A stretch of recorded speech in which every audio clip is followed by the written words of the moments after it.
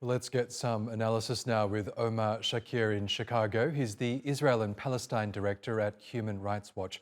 Really good to have you with us, Omar. Firstly, you and your organisation have documented what seems to be countless human rights and international law violations conducted by Israel over the years. On first glance, what violations have been committed during this latest conflict so far?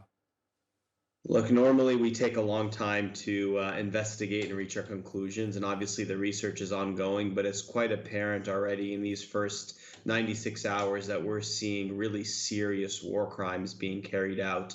The Hamas assault clearly involved shooting civilians in mass, deliberate killings of civilians, taking of civilians as hostages. These are war crimes. They are not justified by any set of circumstances, and those are clear violations. The Israeli government's announcements and actions to cut fuel, electricity, water to the entire civilian population, 2.2 million people in Gaza, also is a war crime. It is collective punishment for the acts of individuals as well as starvation, as a tool of war. These are quite serious war crimes under international law. We're also seeing Israel rain down explosive weapons in the densely populated Gaza Strip, attacks that wipe out entire families, that destroy high-rise buildings that have homes and offices. Human Rights Watch has documented in prior escalations that these sorts of attacks amount to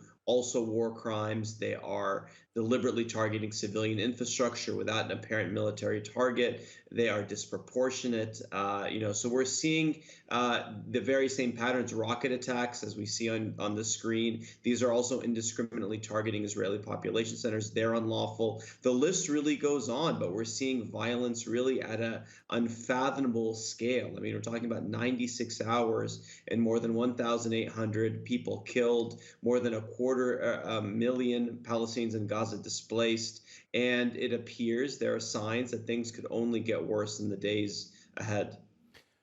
We know that the ongoing blockade of Gaza by Israel has lasted some 16 years, and that is just being compounded now by its threat of a complete siege on Gaza. As you say, already scarce supplies of water, electricity and fuel are set to become even more scarce. The UN Secretary General says he's deeply distressed by the current humanitarian situation in Gaza. So what needs to be done now to help those civilians in Gaza?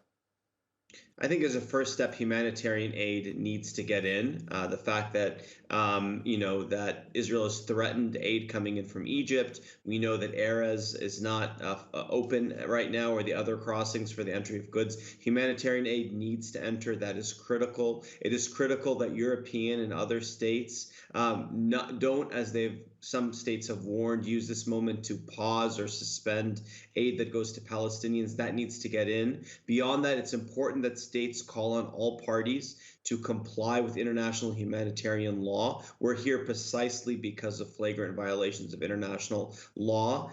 These are some of the immediate steps we need to take place, but obviously over the long run, we're continuing to see cycles of these escalations because there's impunity for serious abuse. So it's critical that states call for accountability. We know it's not coming from Israeli or Palestinian authorities. It must come from abroad. It was great to see the International Criminal Court answer questions today, acknowledging that these acts that are taking place fall within their mandate. It's critical that that investigation is accelerated and lead to criminal prosecutions of those implicated in serious crimes. And ultimately, we need an entire paradigm shift here, one that recognizes that Palestinians face a reality of apartheid, that takes into account root causes, and that ultimately moves towards a human rights-based approach that not only looks at accountability, but ending all forms of complicity in these serious crimes.